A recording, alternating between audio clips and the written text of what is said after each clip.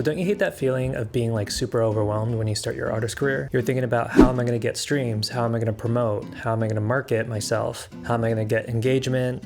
Do I need a label deal? Do I need a manager? How am I going to do live shows and merch? All this stuff can get pretty stressful. So I've been releasing music since 2016, and I've definitely been through like so much shit. Here are some of the things I wouldn't do when you're starting an artist career. Again, this is just my personal opinion and kind of the experiences I went through. Everyone's different, every career path is different, but I think some of these tips will help you guys. All right, so the first thing is only focusing on the music. I've done this before. It's basically having that belief of that your music will speak for itself and you don't really need to promote it or put any money towards any kind of marketing. It's just that stubborn belief that you think your music is so good it's just going to reach the masses on its own, throughout time, which, these days I feel like is almost impossible because of how much noise there is out there on the internet and like wherever. There's a lot of competition and there's just like a lot of artists these days fighting for your attention. I don't even care if your music has the potential to have 7 million listeners, you're still going to have to get those 7 million listeners because they don't know who you are yet.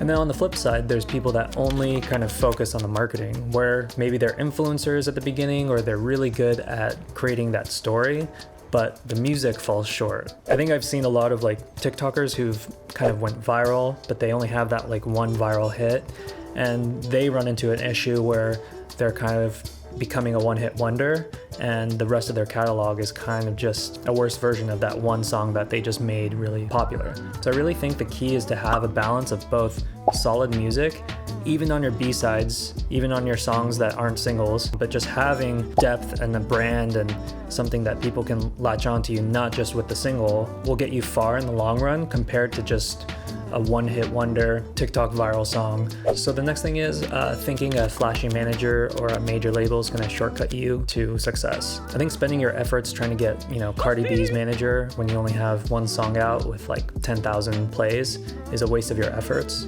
Even if you do get a flashy manager or a label interested, you also have to think about how little time they have to spend on your project, because a lot of the times if they have a big roster, they're usually focused, 90% plus on that artist. And the reality is that those artists are already keeping their business afloat by generating income and being successful. So basically, like, taking you on is a risk. This isn't for every single manager or label, but at the end of the day, you still need to have solid music. And this kind of moves on to the next thing, which is letting management or a label control you, whether they have the final say of what kind of music you make or just dragging the process of releasing your music. Can set you back. In my experience, I really think action speaks louder than words. There are a lot of times when I got stuck in a label deal where they just wouldn't release my music because it was a bigger label and they had other releases to focus on and they had to time my releases upon their kind of schedule. And luckily, I've never really ran into a label that kind of told me what kind of music to make. I know it still happens out there, here and there where they're very controlling. Maybe if it's like a factory made kind of boy band, I don't know. But the bottom line is you should never have a manager or a label tell you what kind of music to make at all, period. All right, so the next thing is spending too much money on a music video. Unless money's not an issue for you, I would avoid, dropping 15K on a music video. I've seen friends spend their life savings on a music video to then, get a result of 5,000, views on YouTube or something, which to me is not worth it at all. You also have to consider the fact that after you spend so much money on a music video, you're gonna have to spend money to promote it because you spent so much money in the first place. So to me, it's just a recipe for disaster. So instead, I would kind of take a reactive approach to your music, meaning that let's say you're releasing some songs and one of them goes viral on TikTok and it creates a demand for people, wanting a video.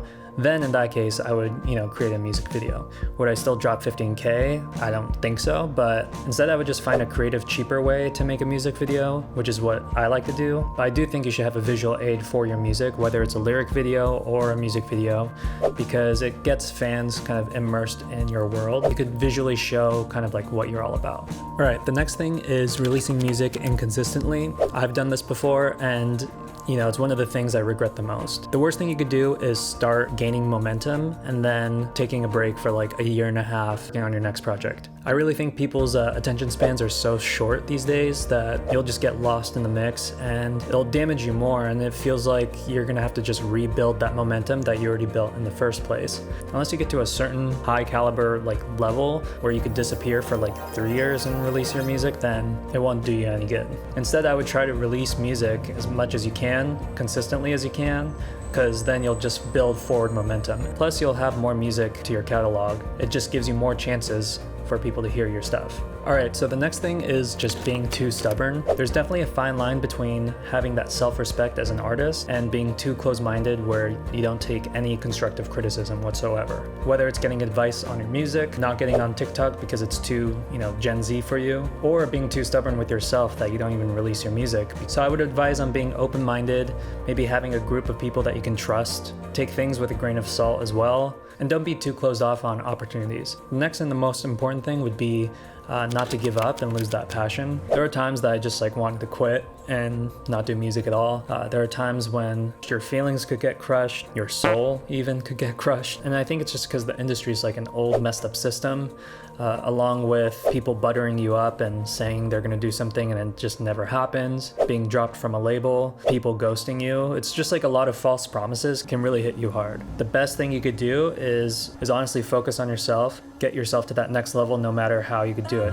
whether it's without a label, whether it's creating better music. But I will say, I think developing, some thick skin and not lose faith and passion in what you do will take you to, way greater lengths compared to being super talented, but just quitting right before you could break out or whatever. So yeah, these are some of the things to keep in mind when you start an artist career. Again, this is just based off my personal experience, and I wish I had someone kind of tell me all these kind of things before I started. I hope you find this video helpful. Give it a like and subscribe to my channel, and I'll see you guys next time.